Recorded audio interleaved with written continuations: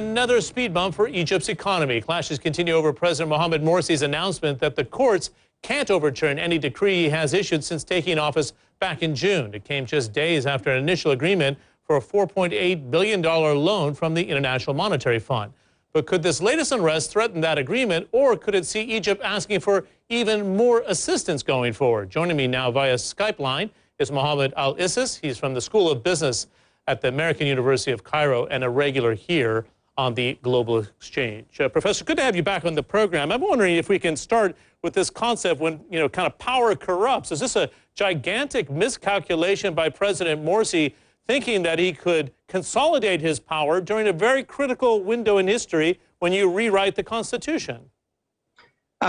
You captured it well, John. This is really the fear that the liberals and the oppositions have, that power, even if it was held by a benign leader, as President Morsy has been trying to capture his latest moves, will eventually corrupt. And what Egypt needs to focus on now is really institution building rather than power grab. I believe President Morsy, coming out of the international applaud in the wake of the Gaza negotiations, he engaged in after the IMF loan, seeing a fractured opposition front, really tried to basically seize the moment to move ahead with capturing more power that will aid him in drafting the Constitution. If this was his intention, if he did not see or his advisors didn't see this really backfiring, then this is probably, as you captured it, a gigantic miscalculation that is currently backfiring on the streets of Cairo, taking us back to the uncertainty we witnessed last year. I wanted to bring up the investor response that we saw today because, as you know, he announced this after the markets closed on Thursday. So we see the Cairo index down 9.5%. The Saudi index is down better than 2%. Abu Dhabi kind of hung in there with a loss of about a fifth of 1%, and Qatar was actually up on the day. But this comes after you get an IMF loan of $4.8 billion after the close of business on Tuesday, slight rally on Wednesday, and then this announcement after the market closed Thursday.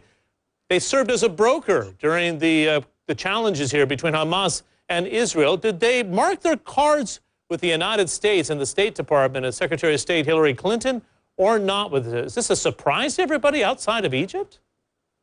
Well, we have to wait and see the ramifications, the international ramifications. So far, they've been present, the sort of opposition for the move, but they have been muted at best.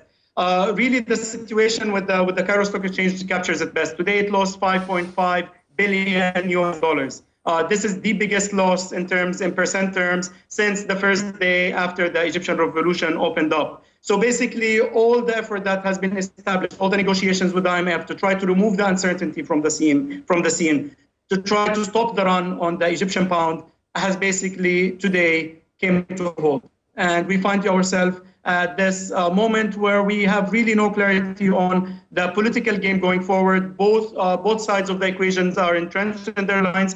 There are calls from both the Muslim Brotherhood and the opposition for massive rallies on Tuesday. If that happens, spots near each other, there will ultimately be clashes that will accelerate the run on the currency.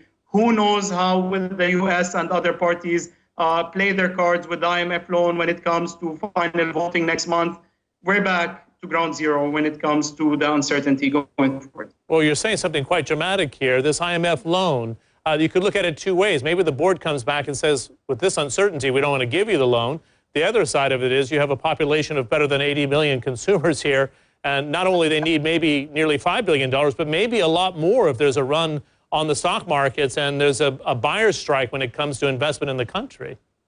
Absolutely. Remember that last year the talk was about $3.2 billion loan. Now it's up to 4.8. If the run on the currency, which has really came to a very minimal speed lately and came to a halt, picks up speed again and goes back to the $1.8 billion a month run that took place last year, then the 4.8 will not be enough. The IMF, on the other hand, needs to make sure that the government it's signing with, it's negotiating with, is capable on upholding its mandate, it's capable in enforcing the agreement.